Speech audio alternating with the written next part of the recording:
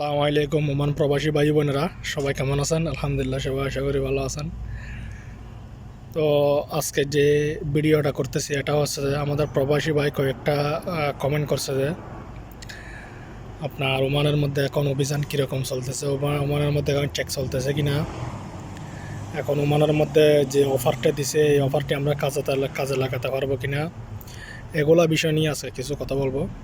সবাই অবশ্যই ভিডিওটি ধৈর্য সহকারে দেখার চেষ্টা করবেন এবং সবার উপকারিতা হবে।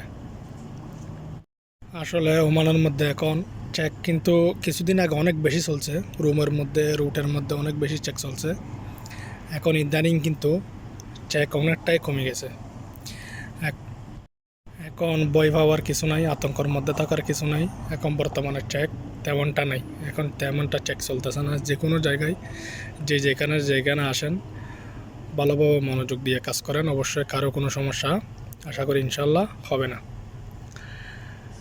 আর একটা বিষয় হচ্ছে যে আপনারা যারা ওমানের মধ্যে অবৈধ আছেন দীর্ঘদিন ধরে, যাদের ভিসা থাকা নাই, তাদের জন্য একটা অফার দিছে। ওমানের মধ্যে জানেন সবাই ফ্রিতে ভিসা লাগাতে পারবেন।